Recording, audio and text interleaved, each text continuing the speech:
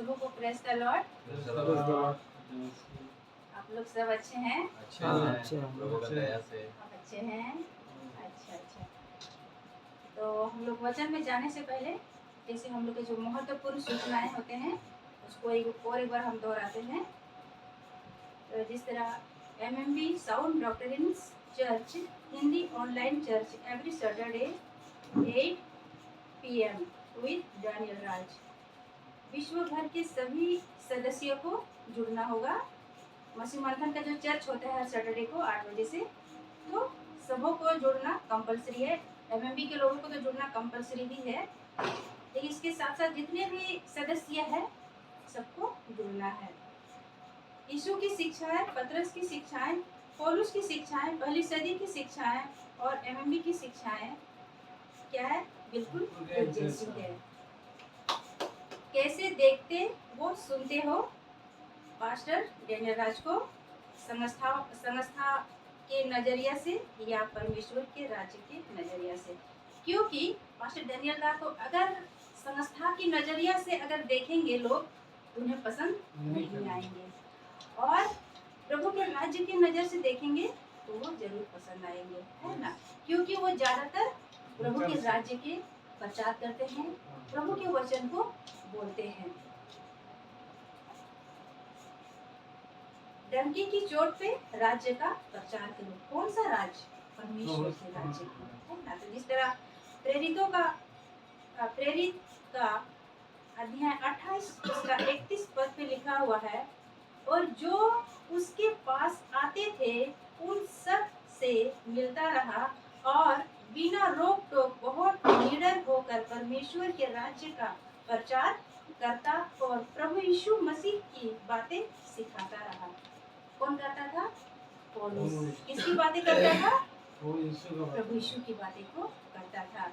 और आज भी एमएमबी के लोग, हमारे पास्टर डैनियल का क्या कर रहे हैं? यही कार्य कर रहे हैं, और एमएमबी के लोग भी यही कार्य कर रहे हैं। राज्य का प्रचारक वचन के बाहर प्रचार नहीं करता है। जो राज्य का प्रचार करता है वो वचन से बाहर नहीं करता है। कौन सा राज्य? मैं बार बार बोल रही हूँ, कौन सा राज्य? स्वर्ग राज्य की बातें, है ना? मसीह मंथन बैठक क्या क्या नहीं मानता?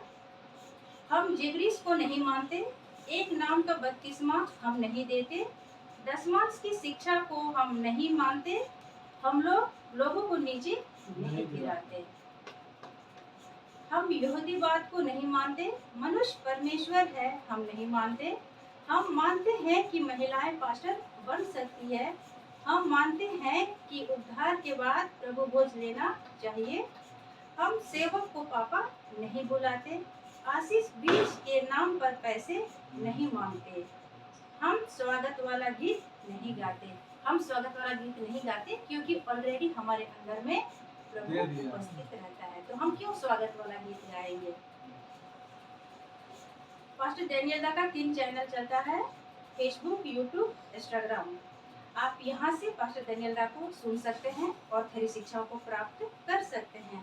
और इसके साथ साथ हम लोग का भी जो मसीह मंथन बैठक आद्रा वेस्ट बंगाल करके पेज है, आप लोग वहाँ से भी हम लोग को सुन सकते हैं और खरी शिक्षाओं को प्राप्त कर सकते हैं। और अगर आसपास में अगर आप लोग रहते हैं तो हम लोग से कनेक्ट होकर के जुड़ करके खरी शिक्षाओं को प्राप्त कर सकते हैं। हम लोग का भी यूट्यूब चैनल चलता है साउंड डॉक्टर्स करके आद्रा वेस्ट बंगाल।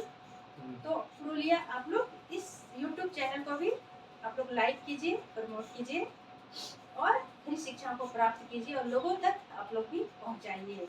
मैं आशा करती हूँ कि आप लोग को समझ आ रहे होंगे।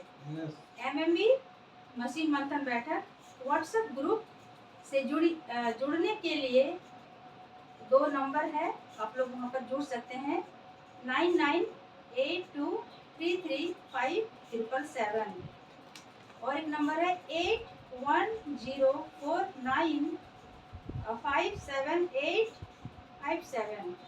इस नंबर पे आप लोग जुड़ करके व्हाट्सएप ग्रुप से जुड़ सकते हैं और खरी शिक्षाओं को प्राप्त कर सकते हैं।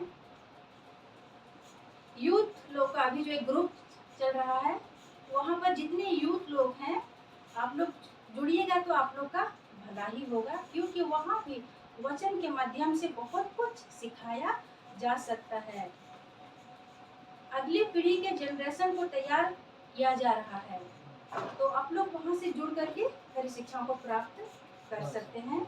और उससे जुड़ने के लिए सिस्टर पोलोमी घोष है, आप उससे कनेक्ट होकर के वहाँ जुड़ सकते हैं। उसका नंबर है 919073837362। ये सिस्टर पोलोमी घोष का नंबर है। इसको कॉल करके आप लोग यूथ से जुड़ सकते हैं और हरी शिक्षाओं को प्राप्त कर सकते हैं।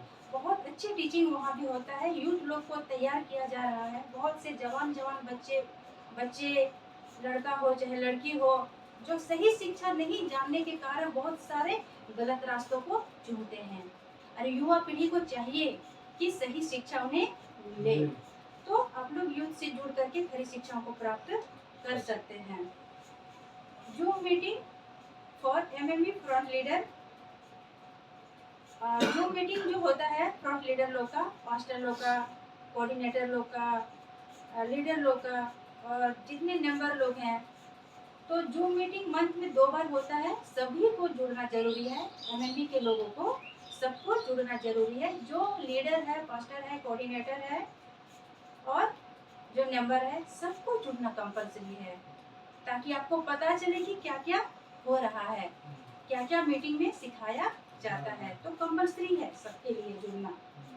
और मेंबर मस्ट ज्वाइन, है ना। पुणे में भी सेकंड सैटरडे को होता है, मंथ का सेकंड सैटरडे को वहाँ भी पास्टर डैनियल दा का चर्च होता है। और पुणे साइड के जितने भी लोग हैं, तो वहाँ पर जाकर के वो लोग स्टडी ले सकते हैं। पुणे में हमारा भाई है सचिन और उसकी वाइफ है रोजलिन सिस्टर। इन दोनों से संपर्क करके आप लोग वहाँ पुणे में भी आप लोग स्टडी यानी कि आप लोग वहाँ से हरी शिक्षाओं को ले सकते हैं। वहाँ मंथ का सेकंड सैटरडे को वहाँ चर्च होता है। पास्टर डैनियल दा पूरे विश्व भर में हरी शिक्षाओं की मुहिम चला रहा है। जो भी पास्टर दा से जुड़ना चाहते हैं, सीधे उनसे संपर्क करना चाहते हैं, उनका नंबर है 918104957857। इस नंबर से आप जुड़िएगा तो सीधे संपर्क पास्टर डैनियल दा से आप हो सकते हैं और जुड़ सकते हैं। मैं व्हाट्सएप ग्रुप सबको बनाना बहुत जरूरी है। और क्या क्या आप कार्य करते हैं, आप वहाँ पर आप डाल सकते हैं। आप लोगों को किस तरह टीचिंग करते हैं, टीच करते हैं, कैसे सिखाते हैं, आप वहाँ पर डालिएगा, ताकि पास्टर डैनियल दा को पता चले कि आप कैसे काम कर रहे हैं। तो एक नंबर है 8104957857। तो इस नंबर से जुड़ करके या इस नंबर को जुड़िएगा व्हाट्सएप ग्रुप जब बनाइएगा। तो एक सवाल आप पूछे दूसरों से, कितनी उन्नति आप कर रहे हो सही शिक्षाओं में, सेवक की उन्नति या आपकी। जब हम लोग किसी मसीह भाई बहन से मिलते हैं, तो हमारा क्वेश्चन होना चाहिए कि आप मसीह में कितना उन्नति हो रहे हैं, आप कितना प्रोग्रेस कर रहे हैं। ये क्वेश्चन होना चाहिए। ऐसा चर्च ढूंढिए जहाँ का सेवक आपकी उन्नति करवाता हो, ना कि खुद की। ऐसा चर्च ढूंढिए जहाँ सेवक अपनी नहीं बल्कि आपकी उन्नति करवाता हो। अगर सेवक कलीसिया की उन्नति नहीं करवा रहा है, तो कलीसिया बदल दीजिए। अगर कलीसिया को उन्नति नहीं करवाता है, तो आप कलीसिया को क्या कीजिए, बदल दीजिए, क्योंकि कलीसिया को उन्नति करना है। आत्मा का दान कलीसिया के लिए दिया गया है, सेवक के लिए नहीं। आत्मा का जो दान है सिर्फ क्या पास्टर लोग को मिलता है, सेवक लोग को मिलता है? नहीं, बाइबल कहती है सबके लिए है। तो आत्मा का दान कलीसिया के लिए दिया गया है सेवक के लिए नहीं बल्कि कलीसिया के लिए, ताकि प्रभु यीशु मसीह का कार्यों को करे। MMB short time Bible college in Mumbai 2024 7 days D12, यानी कि बाइबल कॉलेज शुरू होने वाला है एक सप्ताह का मुंबई में। वो पास्टर डैनियल दा चलाएंगे और 12 लोग एक साथ स्टडी ले सकते हैं। पहला बैच है जेंट्स लोग का, सेकंड बैच है लेडीज लोग का, थर्ड बैच जो है वो अपना ग्रुप बाय ग्रुप जा सकता है। और वो जो शुरू हो रहा है अगस्त में शुरू हो रहा है और 7 दिन में आपको स्टडी कंप्लीट दिया जाएगा और सर्टिफिकेट भी देगा। और वहाँ का रहने का व्यवस्था वगैरह सब कुछ पास्टर डैनियल ने कर दिया है। और रजिस्ट्रेशन फी जो है 5,000 आपको लगेंगे। वहाँ पर 5,000 रुपये पे ही आपका खाना पीना प्लस रहने का व्यवस्था सब कुछ इंतजाम किया गया है।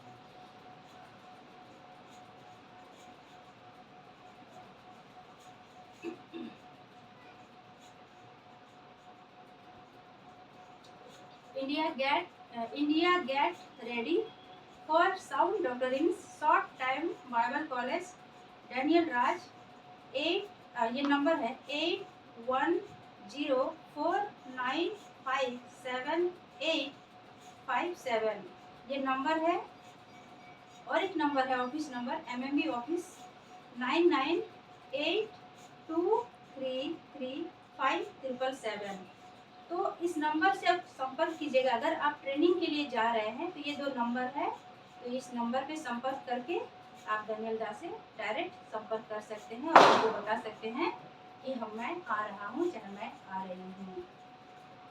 तो आज की हम लोगों की महत्वपूर्ण सूचनाएं समाप्त हो गई। मैं आशा करती हूँ कि सबको समझ में आ गए होंगे।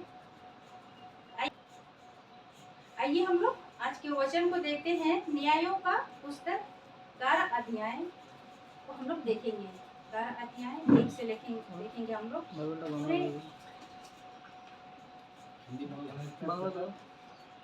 न्यायों का पुस्तक 1 अध्याय से हम लोग 40 पद तक देखेंगे।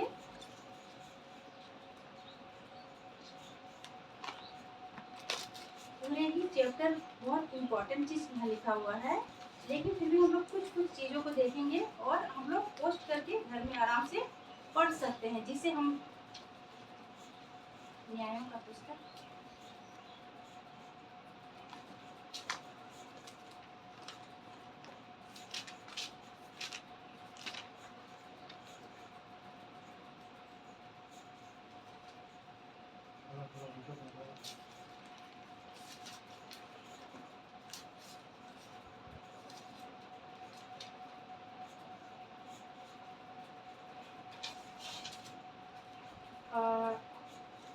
मैं 2 लैंग्वेज में बोलूँगी, किसी को प्रॉब्लम नहीं ना होगा? मैं संथाली में भी बोलूँगी और मैं हिंदी में भी बोलूँगी। मेरा खुद का लैंग्वेज संथाली है और अच्छा लगेगा, मेरे संथाली भाई बहन लोग सुनते हैं। हो क्या बाबू? चलिए पढ़िए तो बाबू। न्यायों का पुस्तक 11 अध्याय 1 पद से पढ़िए। चलिए 1 से 5 तक पढ़िए। यफ्ता नामक गिलादी बड़ा शूरवीर था और वे वेश्या का बेटा था। और गिलाद से यफ्ता उत्पन्न हुआ था। गिलाद की स्त्री के भी बेटे उत्पन्न हुए। और जब वे बड़े हो गए तब यफ्ता को ये कहकर निकाल दिया, तू तो पराई स्त्री का बेटा है, इस कारण हमारे पिता के घराने में कोई भाग ना पाएगा। तब यफ्ता अपने भाइयों के पास से भागकर तौब देश में रहने लगा। और यफ्ता के पास लुच्चे मनुष्य इकट्ठे हो गए और उसके संग फिरने लगे। कुछ दिनों के बाद अम्मोनी इसराइल से लड़ने लगे। जब अम्मोनी इसराइल से लड़ते थे तब गिलाद के वृद्ध लोग यफ्ता को तौब देश से ले आने को गए। यहाँ पर अगर हम लोग देखें, यप्ता जो व्यक्ति है वो क्या है, सूरवीर है,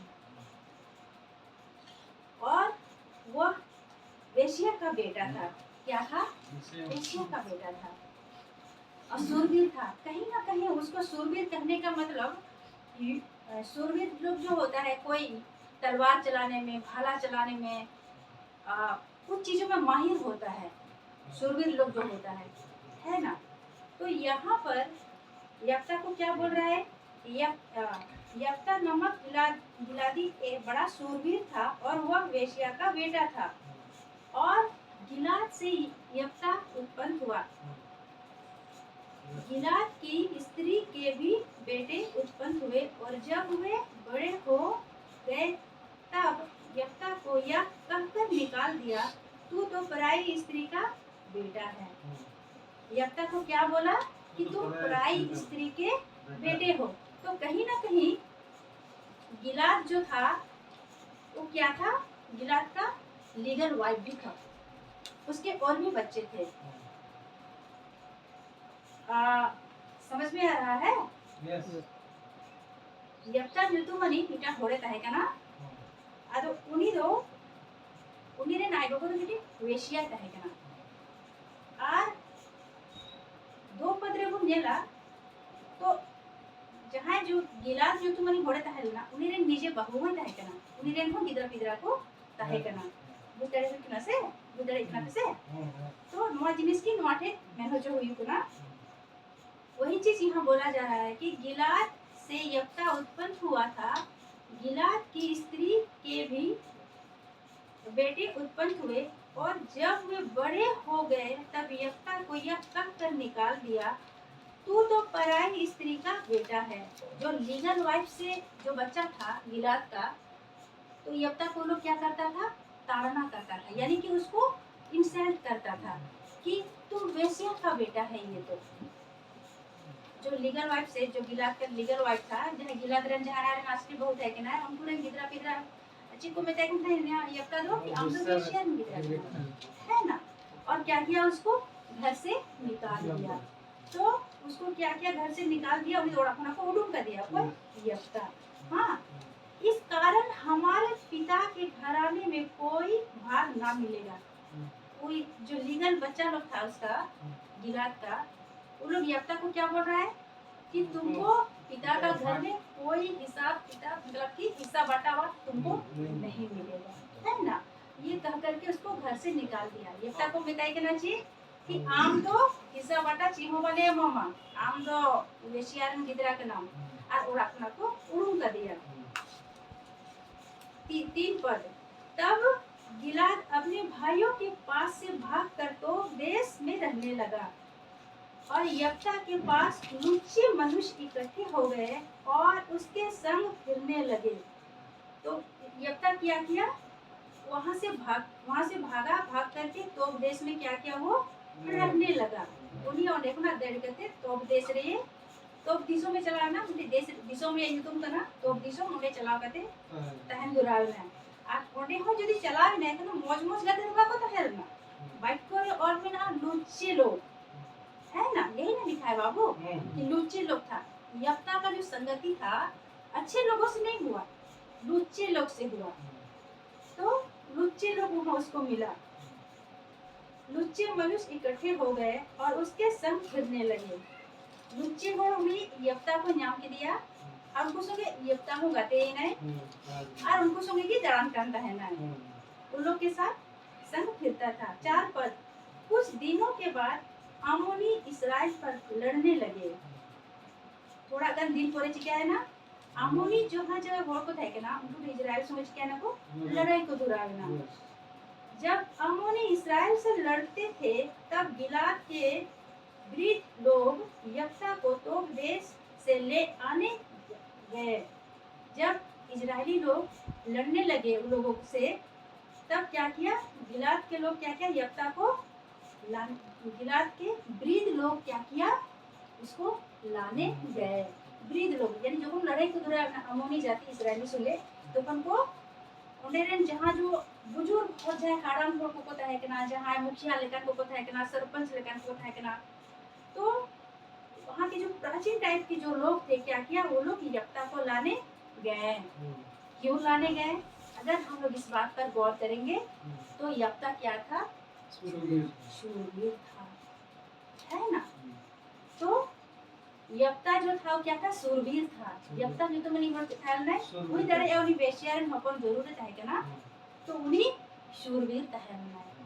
उन्हें लड़ाई लगी उनी दारे यार तीर धनुष मोजते चलू दौड़े करता है ना, या तो तलवार मोजते चलू दौड़े करता है ना, या भाला मोजते चलू दौड़े करता है ना, कुछ ना कुछ ना उसमें वो गुण था, युद्ध करने की सामर्थ उसमें था। तो इसीलिए फिर उसको वापस लाने के लिए इजराइल के लोग गए, है ना। इजराइल के वो लोग जो प्राचीन टाइप के थे, जो बूढ़े थे और जो मुखिया टाइप के, सरपंच टाइप के, जो ऊंचे पद में थे, ऐसे लोग, चलो हम लोग क्या करेंगे, यप्ता को वापस लाएंगे। तो फिर हम लोग 6 पद में देखते हैं, और यप्ता से कहा चलकर हमारा प्रधान हो जा कि हम अम्मोनियों से लड़ सके। अब जब देखो, आप उसको जब निकाल दिया था, क्या बोला था उस समय कि तेरा हिस्सा बट्टा कुछ है नहीं, इधर तुमको कुछ नहीं मिलेगा, तुम वेश्या का बेटा है, उसको निकाल दिया। लेकिन जब वहाँ लड़ाई हुआ तो फिर क्या किया वो लोग, वहाँ के बुजुर्ग लोग उसको वापस लाने लगा, और वापस लाने के साथ साथ बोलता है क्या कि तुम हम लोग के ऊपर क्या हो जाओ, प्रधान हो जाओ। देखो कहीं ना कहीं परमेश्वर का बहुत बड़ा हाथ है। जो व्यक्ति को आज भी उस जगह पर अपने आप को देखने दीजिए, हो सकता है आपके समाज में, आपके घर में आपकी कोई इज्जत नहीं है, आपको कोई मानता तक नहीं है, आपकी रिस्पेक्ट कोई नहीं करता है, लेकिन प्रभु का नजर आप पर है, आपका नजर उस पर है, लेकिन आप भी उस पर विश्वास रखिए। उन मनुष्य जो आपको ताड़ना देता है उस पर मत जाइए। कहीं ना कहीं यहाँ पर परमेश्वर का नजर था यप्ता पर, और यहाँ पर जो वापस उसको लाने गया वो लोग, वहाँ के इजराइल के लोग, जो बुजुर्ग लोग, मुखिया टाइप के, सरपंच टाइप के, वो लोग ऐसे नहीं बोल रहा है, वो लोग बोल रहे हैं कि तुम प्रधान हो जाओ, हम लोग के साथ चलो और तुम प्रधान हो जाओ। मेरे कहने का मतलब, हो सकता है आज आप उस पोजीशन पर नहीं है, हो सकते हैं आप आज कमजोर हैं, आप सोचते हैं कि प्रभु मैं कुछ नहीं हूँ, लेकिन प्रभु बोलता है बेटा तू बहुत कुछ है मेरे लिए, है ना। तुमको जो दुखों से, प्रॉब्लम से जब बाहर निकाला तो उसकी नजर आप पर है। ऐसा मत सोचो कि मेरे ऊपर उसका नजर नहीं है। আমার দুঃখ খোনা, কষ্ট খোনা যদি ঈশ্বর ভগবানের কোনে উড়ুম কামিয়া কানুনিয়া মে অবশ্য আমার উপরে মিনাক্তায়া हुई दाड़ी आ समाज रे तीन घोड़ा हम बंको लेखाए मिया ओना समाज के साथ साथ ओना पद बंको हम कना हे मुंडु चिचो बोलो माया मुंडु मा चिका डाले चुना मुई फट बंग बड़ा कना ईश्वर बाबा अमा चितान रे ने मिनाक्ताया अवश्य उनी थे यदि मोज करते विश्वासी योग तहना जरूर लगा मिया देखना। मेरे कहने का मतलब यही है कि देखो यप्ता का कोई ये नहीं था, आइडेंटिटी क्या बोलते हैं, उसकी पहचान नहीं थी, है ना। पहचान की बहुत बड़ी आवश्यकता पड़ता है ना। आज सरकार बोलते हैं आधार कार्ड बनाओ, आधार कार्ड बनाओ, पहचान पत्र, है ना। तो उसके पास कोई नहीं था, उसका पहचान पत्र था भी तो क्या था, वेश्या का बेटा है। लेकिन वही वेश्या का बेटा को जब घर से निकाला और वहाँ के बुजुर्ग लोग जाकर के इजराइल पर जब संकट आया, जा उसको नहीं किया। बहुत बड़ी बात है यहाँ पर। यहाँ से हम लोग सीख सकते हैं, अपनी प्रॉब्लम्स को साइड करके हमारी नजर खुदा पर होना चाहिए, परमेश्वर पर होना चाहिए। चलकर हमारा प्रधान हो जा कि हम अम्मोनियों से लड़ सके। यप्ता के साथ पर यप्ता की गिलाद के वृद्ध लोगों से कहा, यप्ता वृद्ध लोगों से कह रहा है, क्या तुमने मुझसे बैर करके मुझे मेरे पिता के घर से निकाल ना दिया। यप्ता स्वाभाविक है कि आपे उनको यप्ता मेता को कना उनको हराम हड़को मुखिया टाइप को हड़को कि आपे तो इंग्लिश बाबा अपना पे उड़ूम कर दिया। आज स्वाभाविक है, कोई भी बोलेगा ना भाई कि आप लोग तो उस दिन हमको घर से निकाल दिया, आप लेने आ गए हमको, आप लोग तो बैर करके हमको निकाल दिए ना। स्वाभाविक है, तो बोल ही गई। थोड़े देर के लिए हम लोग के साथ ही ऐसा होता, हम लोग भी बोलते हैं, है कि नहीं, अब बोलेंगे ही। तो वही बात यप्ता यहाँ बोल रहा है। यप्ता ने गिलाद के वृद्ध लोगों से कहा, क्या तुमने मुझसे बैर करके मुझे मेरे पिता के घर से निकाल ना दिया था? फिर अब संकट में पड़कर मेरे पास क्यों आए हो? यप्ता में अब तो प्रॉब्लम हुई, अपने तो नहीं रहना पे तो चिल्ला पे ही ना।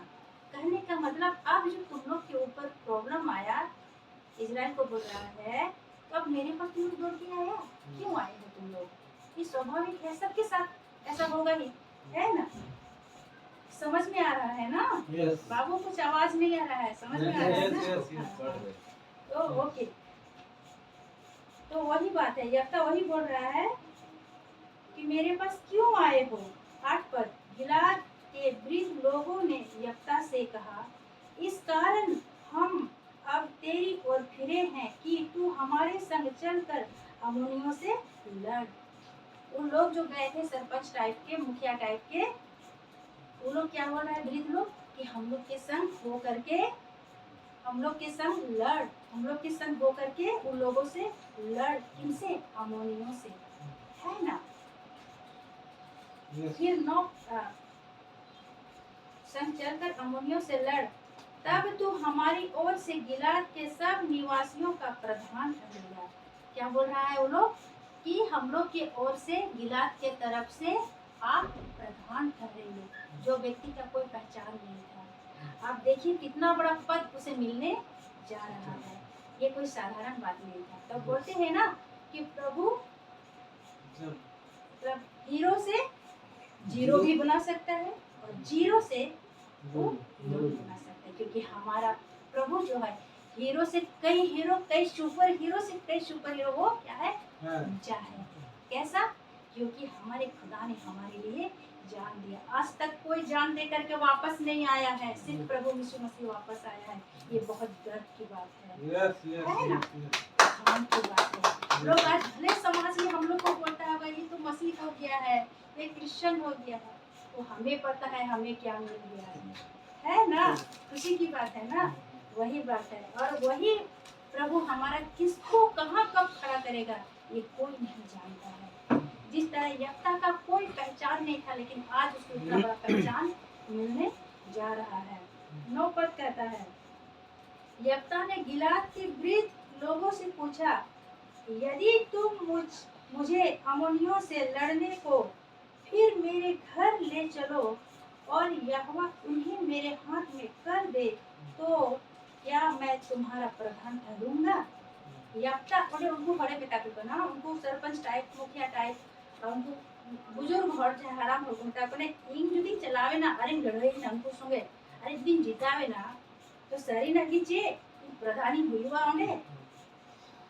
और स्वाभाविक है वो बोल सकता है, क्योंकि उसको तो घर से निकाला था ना, उन्होंने दिया कोड़ा खुना से, तो स्वाभाविक है उनमें मेंदड़ी है कोना उनको बड़े पिता को कोना इन जो दिन लड़ाई ना ईश्वर बाबा जो दिन उनको बड़े इनसे का तो अरे जितावे ना तो चेरी उन्हें प्रधानी हुआ। तो फिर आइए हम लोग 10 पद को देखिए वहाँ क्या लिखा है। गिलाद के वृद्ध लोगों ने यफ्ता से कहा, निश्चय हम तेरी इस बात के अनुसार करेंगे।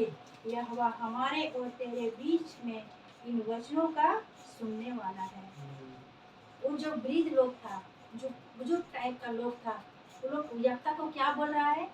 तुमने जो कहा, यफ्ता को बोल रहा है कि आप जो बोल रहे हो और हम लोग जो बोल रहे हैं, ये बात का साक्षी कौन है? परमेश्वर है, यहोवा है, यहोवा परमेश्वर है कि हाँ तुम जीतोगे तो हम लोग प्रधान आपको बनाएंगे, है ना?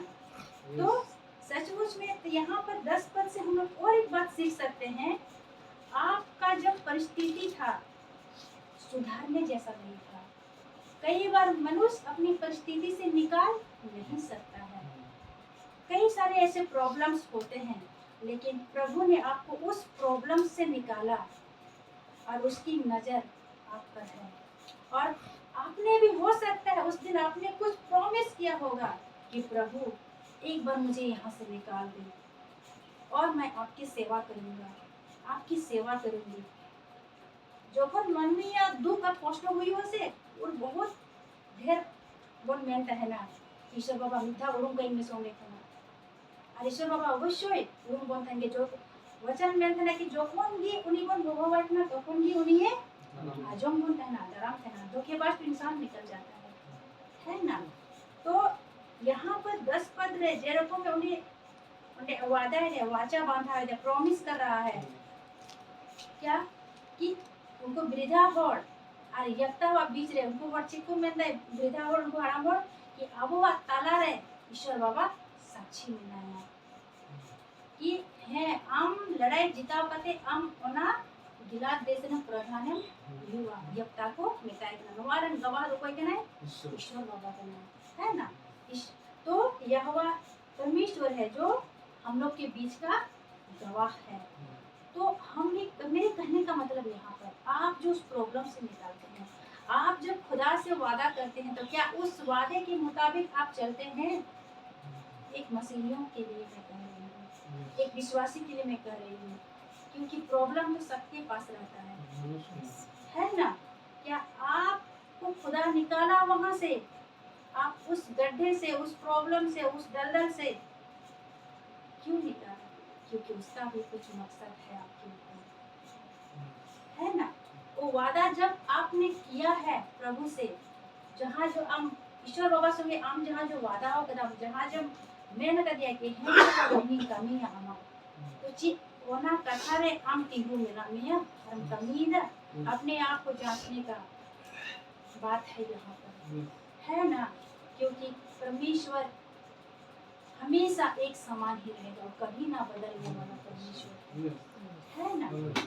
तो यहाँ पर बहुत बड़ी बात लिखी हुई है यहाँ पर वो लोगों के बीच में वो लोग क्या बोल रहा है यक्ता और उन लोगों के बीच में कि हम लोग का गवाह परमेश्वर है। फिर 12 पद बोल रहा है तब यफ्ता गिलाद के वृद्ध लोगों के संग चला और लोगों ने उसको अपने ऊपर मुखिया और प्रधान ठहराया। देखो उसको क्या ठहराया मुखिया और प्रधान ठहराया किसको यफ्ता को है ना। और यफ्ता ने अपनी सब बातें मिस्पा में यहोवा के सम्मुख कह सुनाया। यफ्ता का जो बातें था वो किसको सुनाया यहोवा परमेश्वर को सुनाया है ना। फिर हम लोग 12 पद में देखते हैं तब यफ्ता ने अम्मोनियों के राजा के पास दूतों से यह कहला भेजा तुझे मुझसे क्या काम कि तू मेरे देश में लड़ने आया है। यफ्ता अम्मोनियों लोगों से क्या करने लगा बात करने लगा है ना। अम्मोनियों से क्या अम्मोनियों संगे यफ्ता से क्या है ना गलमरा एक जुड़ावे नाम है ना। फिर 13 पद बोलते हैं अम्मोनियों के राजा ने यफ्ता के दूतों से कहा कारण यह है कि जब इस्राएली मिस्र से आए तब अरन से यशबो और यरदन तक जो मेरा देश था उसको उन्होंने छीन लिया इसलिए अब उसको बिना झगड़ा किए फेर दे। अम्मोनी लोग जो था यफ्ता को बोल रहा है कि जब तुम लोग मिस्र से निकाल के आ रहा था ना उस टाइम मेरा जमीन अम्मोनी लोग बोल रहा है कि तुम लोग ले लिया है वो जमीन फेर दो है ना। अगर यहाँ पर पता चलता है किस बात का कि यहाँ जमीन का विवाद है जमीन के लिए युद्ध हो रहा है। आज भी इजराइल में होता है जमीन के लिए है ना।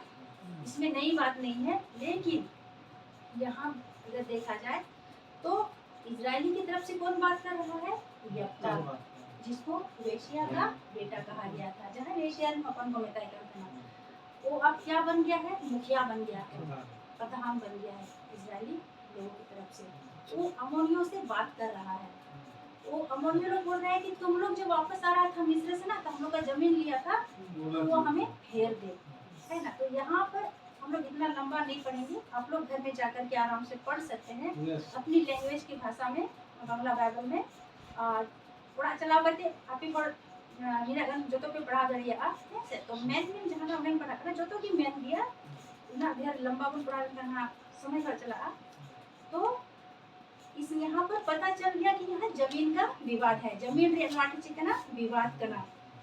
और उसके बाद हम लोग यहाँ पर 14 से लेकर के हम लोग 28 तक हम लोग आप लोग घर में जाकर के पढ़ सकते हैं। मैं आ जाती हूँ 29 पर, है ना। 29 पद, बाबू 29 पद में आइए। मतलब यहाँ पर पता चल गया कि जमीन का विवाद है, किसी को डाउट नहीं ना है? नहीं। और हाँ 29, हाँ 12 अध्याय का 29 यह लिखा है। 29 हम पढ़ रहे हैं। तब यहोवा का आत्मा यफ्ता में समा गया और वह गिलाद और मनासे से होकर गिलाद के मिस्पे पे आया और गिलाद के मिस्पे से होकर अम्मोनियों की ओर चला। क्या आया? अगर देखा जाए यफ्ता के पास क्या आया?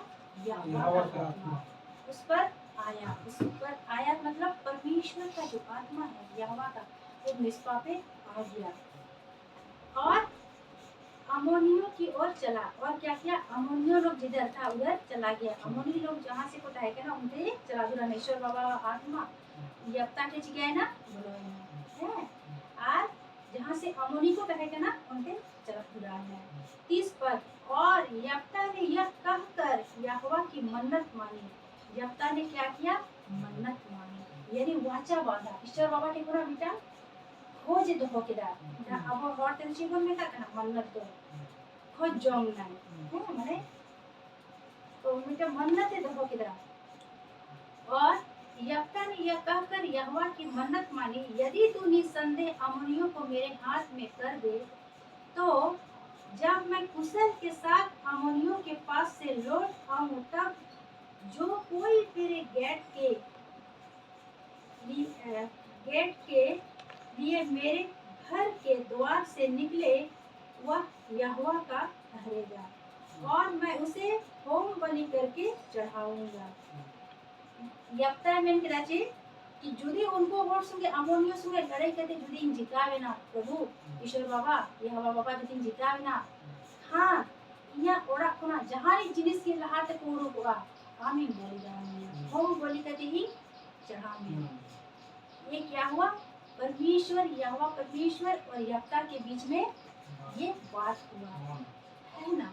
उनकी ना तला रे नोचे हुई ना गलमरा हुई ना उनको और जुदी इन से कहते इन जुदी लड़ाई तारी जिता नम कुटे कोना हम जहां गिया और अपना नहाते को हुआ उनको भी आमी ए मामा जो भी मेरे घर के दरवाजे के तरफ से निकलेगा वो मैं आपको दूंगा।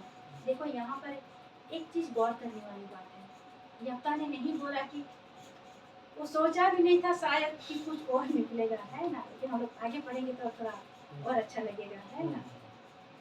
तब उसने क्या किया? वादा किया। आज भी हम लोग मसीह लोग बहुत वादा करते हैं, क्या उस वादे पर हम लोग चलते हैं? क्वेश्चन आता है क्या उस प्रॉमिस पर हम चलते हैं? जहाँ जो ईश्वर बाबा से अपन वादा है अपन तड़ाम दाइए ना सब अपन तड़ाम करते हैं अब बेटा क्वेश्चन ना करना। हम लोग के ऊपर में भी क्वेश्चन है, क्या हम लोग चल पाते हैं? अगर चल पाते हैं तो बहुत अच्छी बात है, एक दिन जरूर वेलकम किया जाएगा है ना। नहीं कर पाते हैं तो बहुत दुख की बात है। क्या बोलेंगे? मिला तो सब कुछ लेकिन कर नहीं पाए है ना, ऐसा नौबत नहीं आना चाहिए। फिर हम लोग आगे देखते हैं 31 पद। तब यफ्ता अम्मोनियों से लड़ने को उनकी ओर गया और यहोवा ने उनको उसके हाथ में कर दिया। क्या किया? परमेश्वर ने यहोवा परमेश्वर ने अम्मोनियों को किसके हाथ में कर दिया? यफ्ता के हाथ में कर दिया। यानी कि यफ्ता वा तीरे उनको होड़े काकुआ माने यफ्ता ही जितावे ना लड़ाई हो। ईश्वर बाबा भी संगे ये लड़ाई जिताव के दिया। और वह अरोएर से ले मिनित तक जो 20 नगर है वरन अभिलेख रमीन तक जीतते जीतते उन्हें बहुत बड़ी मार से मरता गया और अम्मोनियों इस्राएलियों से हार गए। अगर यहाँ पर देखेंगे कौन जीता? इस्राएली लोग। यफ्ता जीत गया, अम्मोनी लोग हार गया। यानी ईश्वर बाबा जो तो और यफ्ता से काकुआ है, इजरायली तरफ से काकुआ है, आज अम्मोनी को हारा हुआ है। यानी ईश्वर बाबा आया प्रॉमिस पूरा के लिए, ईश्वर बाबा आया वादा पूरा के लिए। कहने का मतलब परमेश्वर ने जो वादा किया था यफ्ता से वो पूरा कर दिया। आज भी हमारे जीवन में जब हमने मांगा था खुदा ने पूरा जरूर किया है। है ना? तो क्या आज आप कर रहे हैं? कहने का मतलब आज क्वेश्चन है आप कर रहे हैं, वो तो कर दिया परमेश्वर, तो आपकी बारी है अब आप कर रहे हैं। अगर करते हैं तो अच्छी बात है, नहीं करते हैं तो आज के वचन से आप जरूर सीख सकते हैं कि अभी करना है। अभी प्रभु यीशु मसीह नहीं आया है, समय है हमको करना है उसका। इस वचन से हम लोग सीख सकते हैं। तो खुदा ने अपने कामों को कर दिया, उससे जो वादा हुआ था वो कर दिया। ईश्वर बाबा जहाँ जो वादा लिया यफ्ता संगे उन्हें पूरा किया। और मनवी आम जहाँ जो वादा वाला आम पूरा से बाम उन्हें आम क्वेश्चन करता ना हम बाम पूरा इधर नाड़ी दुखरिया कथा करना और पूरा इधर का नाड़ी खुशी रिया कथा करना। आइए हम लोग 34 पद को देखेंगे। पढ़िए बाबू 34 से। जब यफ्ता मिस्पा को अपने घर आया तब उसकी बेटी डब बजाती और नाचती हुई उसे भेंट के लिए निकल आई। वह उसकी इकलौती थी, उसको छोड़ उसके ना तो कोई बेटा था और ना कोई बेटी। आगे उसको देखते ही उसने अपने कपड़े फाड़ कर कहा, हाय मेरी बेटी, तूने कमर तोड़ दी और तू भी मेरे कष्ट देने वालों में से हो गई, क्योंकि मैंने यहोवा को वचन दिया है और उससे टाल नहीं सकता। बस बस बस। अगर यहाँ पर देखा जाए 34 पद पर बाबू ने जो पढ़ा, गेट के जब यफ्ता ने जब वादा किया था वो सोचा भी नहीं था कि गेट के बाहर से मेरी इकलौती बेटी आएगी, क्योंकि यफ्ता का एक ही बेटी था। यफ्ता पता चलता है शादीशुदा था, है ना, और उसकी इकलौती बेटी थी वो भी, और वो सोचा भी नहीं था कि हो सकता है कि मेरी बेटी निकलेगी। और यफ्ता ने ऐसा भी नहीं कहा कि मेरे गेट के दरवाजे से भेड़ निकले या बैल निकले या बकरी निकले या कुछ और निकले उसको हम बलि करेंगे। उसने क्या बोला था? जो निकलेगा मेरा गेट से, मेरे दरवाजा से पहला, उन्हीं को मैं बलि करूंगा। और क्या होता है? उसकी बेटी निकल आती है और यफ्ता क्या बोलता है कि तुम भी मेरी कमर तोड़ दी। कहने का मतलब जिसका एक लौता बेटा या बेटी होता है वो लोगों से पूछिए कि औलाद का प्यार क्या होता है, प्रेम क्या होता है ना। लेकिन उसने वादा किया था। यहाँ पर लिखा हुआ है, और एक बार बाबू मैं पढ़ रही हूँ। जब यफ्ता मिस्पा को अपने घर आया तब उसकी बेटी डब बजाती नाचती हुई उसे भेंट के लिए निकल आई। उसकी बेटी को कहीं ना कहीं पता चल गया था पापा युद्ध में जीत गए हैं, मेरे पिताजी लड़ाई में जीत गए हैं, तो खुशी रहता है ना। बाबा जो लड़ाई रहे जीतापति हिजुक ने तो खुशी हो गया उन्हीं तो एने एने ते उडो हो करता है ना। और यफ्ता जहाँ जो वादा ईश्वर बाबा के इन्या दुआर अपना जहाँ की को उड़वा होना की ने मामा उन्हीं तो मने हवाई मोने लगा था गिरिंग पूरी पूरी रेडी है ना। एडी परम कथा नवाते ने लागू ईश्वर बाबा और यफ्ता वाता यफ्ता और परमेश्वर यहोवा परमेश्वर के बीच में बहुत बड़ी यहाँ पर क्या है प्रॉमिस है ना। यफ्ता जाना समझा भी नहीं था कि हो सकता है यफ्ता को समझ में भी नहीं आया था कि ऐसा होगा बोल करके, है ना। लेकिन बेटी को जब सुनाई पड़ा कि पापा जीत गए हैं तो कहीं ना कहीं खुशी के मारे आनंद के मारे उछलते हुए डब बजाते हुए खुशी से गेट से बाहर आ रही थी कि हम पापा का वेलकम करेंगे, मेरे पापा जीत के आ रहे हैं। वही बात यहाँ लिखा हुआ है कि हाँ उससे भेंट के लिए निकल आई। वह उसकी एक लौती बेटी थी, उसको छोड़ उसके ना तो कोई बेटा था और ना कोई बेटी थी। यानी यफ्ता का ना तो बेटा था ना बेटी थी, अकेली थी, उसका अकेली बेटी थी। तो जहाँ जब मिट्टन गिदरा को दायन थे ना उनको एंगा तपाता दुला दो अड़ी माँ लिखा ना गिदरा प्रति है ना। अपने बच्चों के प्रति जिसका इकलौता बेटा या बेटी रहता है उन लोग का बहुत स्नेह रहता है अपने बच्चों के प्रति। Yes, yes. तो वही था यप्ता का भी, और उसने सोचा भी नहीं था ऐसा। उसके ना तो कोई बेटा था और ना कोई बेटी। उसको देखते ही उसने अपने कपड़े फाड़ कर कहा, हाय मेरी बेटी, तूने कमर तोड़ दी। यप्ता ने जब देखा अपनी बेटी को सामने में तो खुशी नहीं हुई। यह कपड़ा फाड़ के क्या किया, हाय मेरी बेटी, हाय मेरी बेटी, तूने तुम भी मेरी कमर तोड़ मेरी कमर तोड़ दी, तुम भी दुख देने वालों में शामिल हो गई। कहीं ना कहीं वो प्रॉमिस जो किया था, वो प्रॉमिस याद था उसको, बहुत सारा है ना। तो बाप तो बाप, अब बेटी को सुनिए, बेटी क्या बोल रही है। हाय मेरी बेटी, तूने मेरी कमर तोड़ दी और तूने भी मेरे कष्ट देने वालों में से हो गई, क्योंकि मैंने यहोवा को वचन दिया था। यप्ता बोल रहा है क्या, कि मैंने यहोवा परमेश्वर को वचन दिया था। ईश्वर बाबा कथा में वाक्य जहाँ प्रॉमिस ले डाले, वादा ले डाले, वचन दिया और उससे टाल नहीं सकता। यप्ता में जी और उन्हें को ना बैंगलोर दरिया जहाँ कहते हैं हम कभी ईश्वर बाबा, मैं टाल नहीं सकता।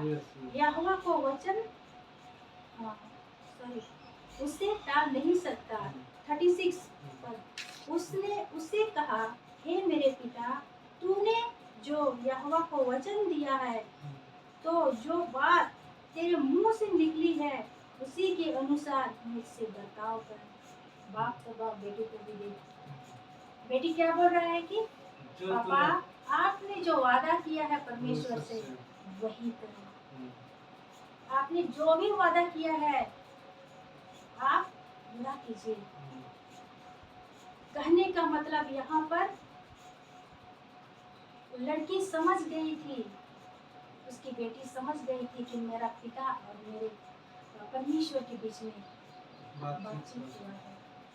और बेटी अपने बाप को बोल रहे हैं क्या, कि आप पूरा कीजिए पिताजी, आप पूरा कीजिए जो भी आपने वादा किया है। कितना बड़ा बात हो रहा है यहाँ पर, है ना। एक बाप का दिल ही तो जाने क्या हो रहा था, इसीलिए तो वहाँ पर बोला कमर तोड़ दी, है ना। लेकिन उससे भी बड़ी बात है प्रभु का वादा। आज के जमाने में अगर होता है ऐसा तो लोग क्या बोलता है, ऐसा तो नहीं बोला था ना, मैं तो शायद बोला था कि कुछ निकलेगा, है ना। लेकिन नहीं, जो वादा यप्ता ने किया था वो परमेश्वर ने किया था, वो सटीक वादा था। उस वचन पर, उस जुबान पर दोनों क्या थे, पक्के थे, है ना। यप्ता नहीं बोला कि मेरी बेटी क्यों निकली, यप्ता नहीं बोला कि और कुछ क्यों नहीं निकला। यप्ता तो बोला ही बोला, बल्कि उसकी बेटी भी बोल रही है कि जो आपने किया है ना यहोवा परमेश्वर से, आप वही पूरा कीजिए।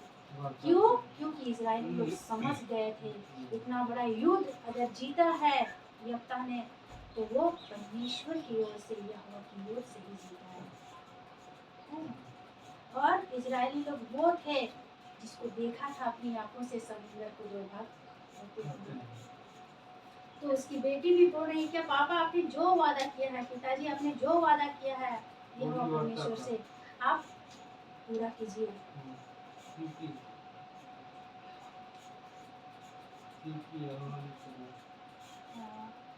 36 उसने उससे कहा, हे मेरे पिता, तूने जो यहोवा को वचन दिया है, जो बात तेरे मुंह से निकली है उसी के अनुसार मुझसे बर्ताव कर, क्योंकि यहोवा ने तेरे अमूल्य शत्रुओं से तेरा बदला लिया है। बहुत है ना।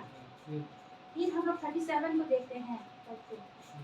फिर उसने अपने पिता से कहा, मेरे लिए यह किया जाए कि 2 महीने तक मुझे छोड़े रख, कि मैं अपनी सहेलियों सहित जाकर पहाड़ों पर फिरती हुई अपने कुंवारीपन पर रोती रहूं।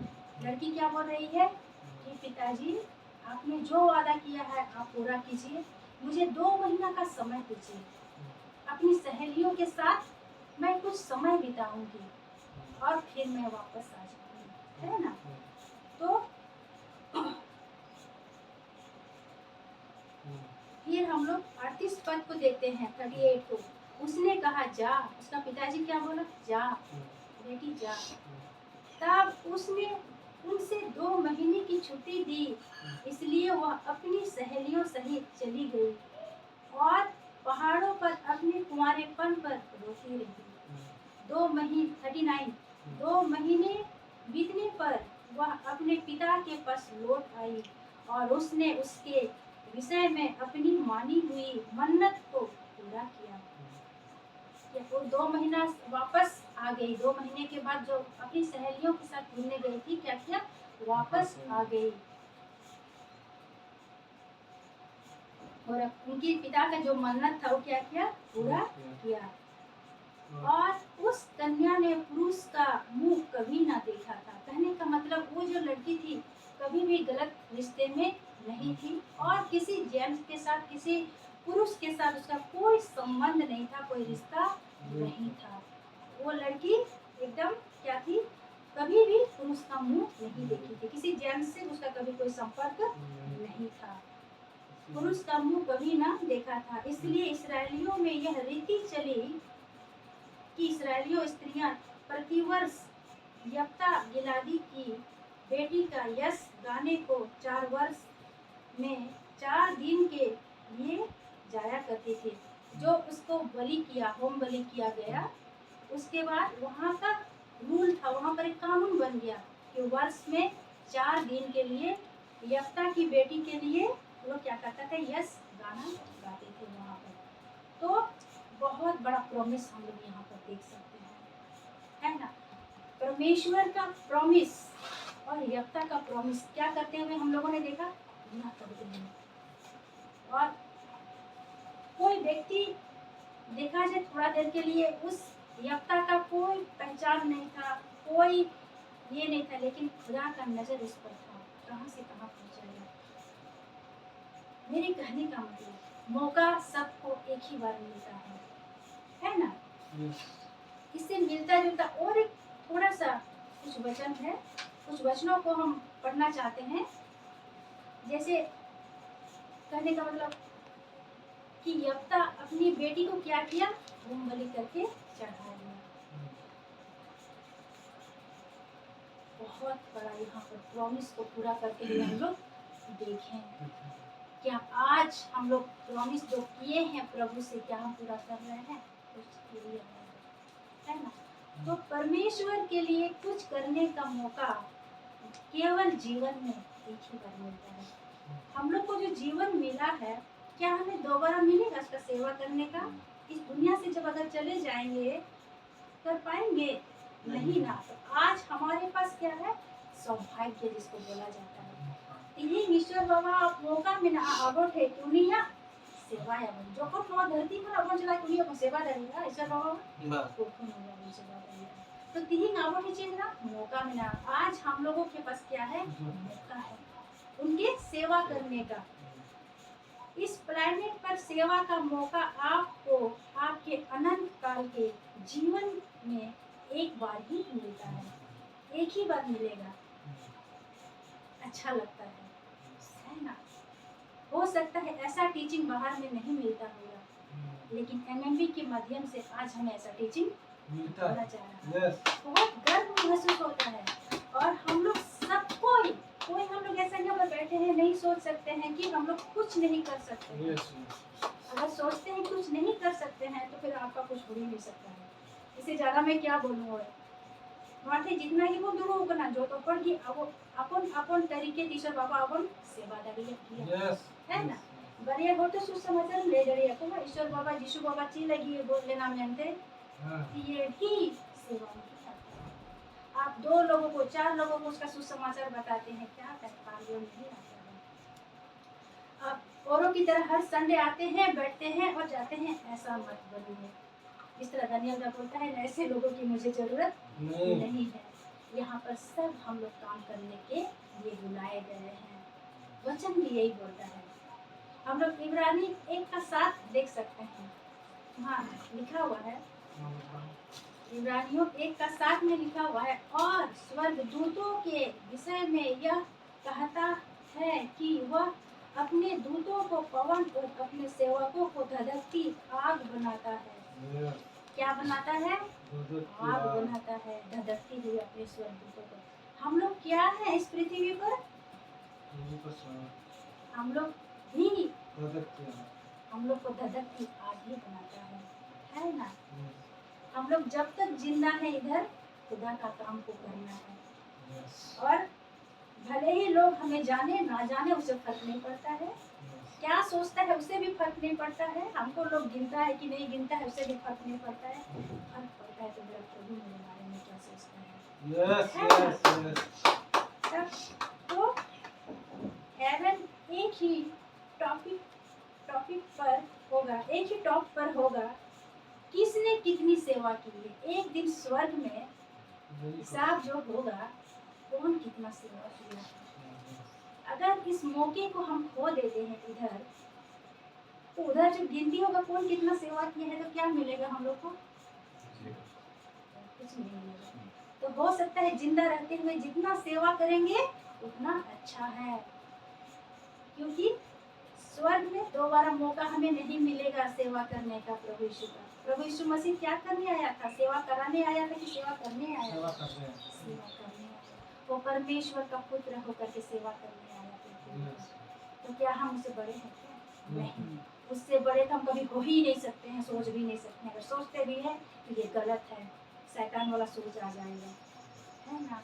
वो परमेश्वर का पुत्र होकर के स्वयं परमेश्वर होकर के मनुष्य का सेवा करने आया इस पृथ्वी पर। तो हम क्यों नहीं करें? और हमको किसी और के पीछे नहीं बल्कि प्रभु यीशु मसीह के पीछे ही चलना है। तो जब तक हम लोग जिंदा हैं इस पृथ्वी पर कोशिश यही रहना चाहिए कि हम प्रभु यीशु की सेवा करेंगे। उस मनुष्य की दशा हम लोग मत्ती 25:14 देख सकते हैं। वहाँ लिखा हुआ है उस मनुष्य की दशा। मत्ती 25:14 में लिखा हुआ है, क्योंकि यह उस मनुष्य की दशा है जिसने परदेश को जाते समय अपने दासों को बुलाकर अपनी संपत्ति उनको सौंप दी। फिर 25:15 में लिखा है, उसने एक को 5 तो दूसरे को 2 और तीसरे को 1, अर्थात हर एक को उसकी सामर्थ्य के अनुसार दिया और तब परदेश चला गया। क्या किया? ये किसका स्टेटमेंट है? ये प्रभु यीशु मसीह का स्टेटमेंट है। क्या किया है उसने? जब यहाँ पर जो बोल रहा है कि एक व्यक्ति जब परदेश चला जाता है, वो धनी व्यक्ति था, है ना? और किसी को 5 दिया, किसी को 2 दिया, किसी को 3 दिया। आज हमें भी ऐसे ही दिया है। Yes. आज हमें भी ऐसे ही दिया है। Yes. किसी के पास 2 है, किसी के पास 5 है, किसी के पास 1 है। हम उनको क्या कर रहे हैं?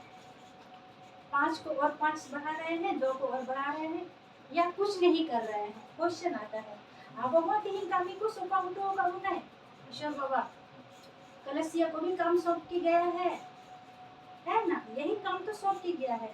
किसी को 5, किसी को 2, किसी को 1 दिया गया है। उसको आप क्या कर रहे हैं? उसको डबल कर रहे हैं कि या उसको रह करके चुपचाप हैं? कितना सटीक बात लिखा हुआ है ना?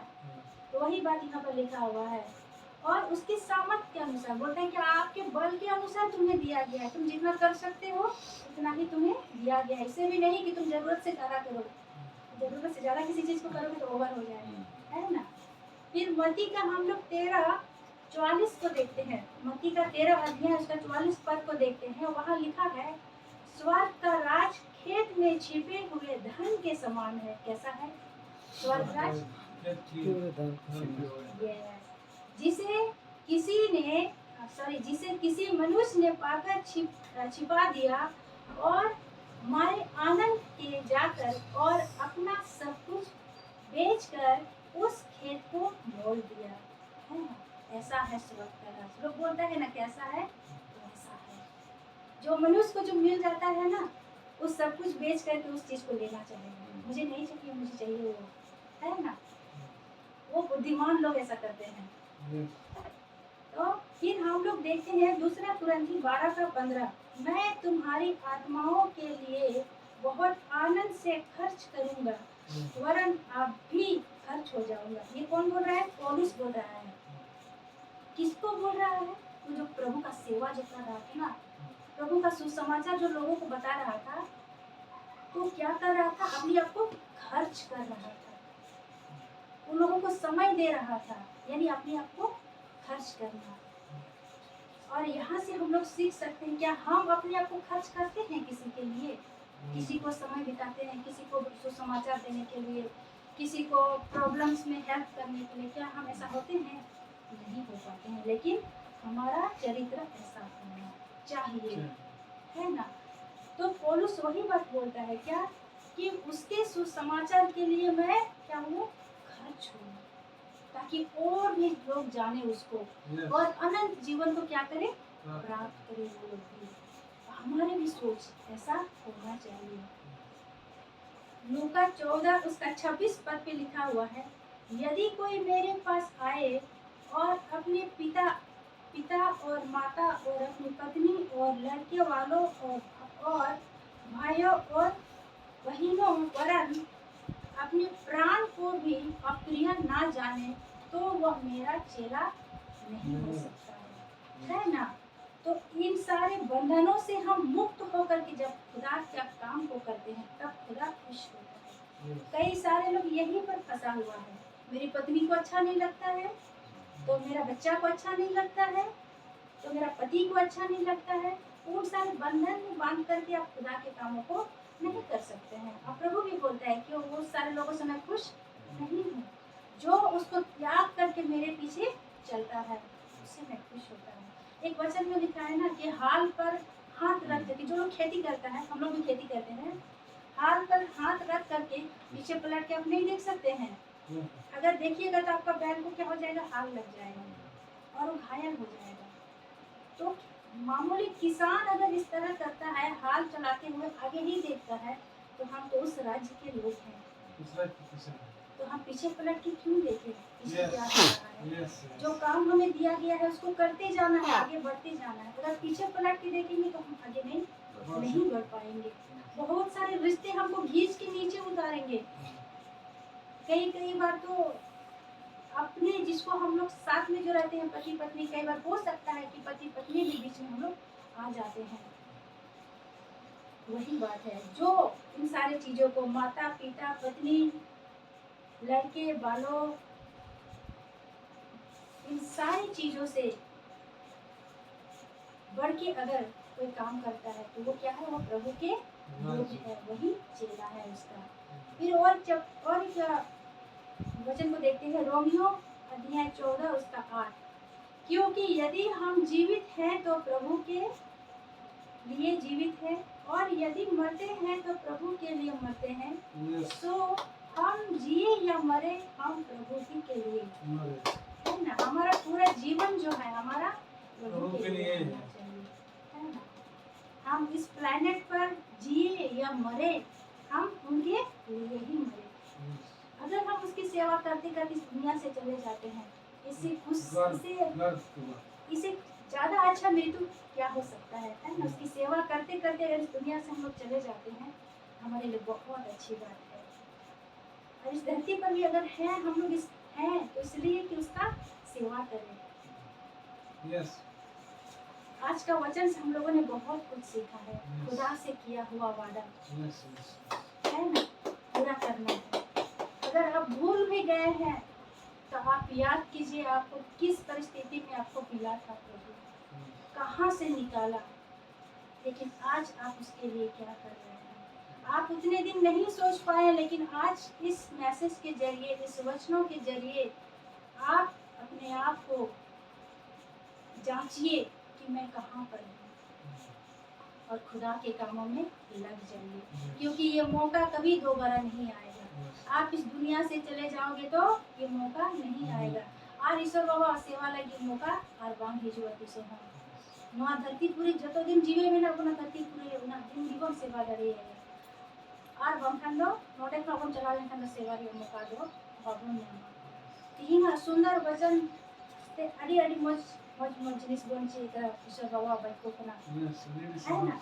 तो आज मैं आशा करती हूँ YouTube और Facebook के माध्यम से जितने भी लोग सुनते हैं हमें, बल्कि वो हमें नहीं बल्कि हमारे प्रभु यीशु को सुनते हैं, उन लोगों से भी प्रभु बातचीत करे और अपने जीवन का मकसद को वो लोग जाने और इन वचनों के माध्यम से एक बार अपने आप को जांच के वो देखे वो है कहाँ पर। अगर वो विश्वासी है तो, और अगर अविश्वासी है तो उसको भी सोचना है, क्योंकि जाना तो एक दिन है ही इधर से सबको। आप कहाँ जाइएगा?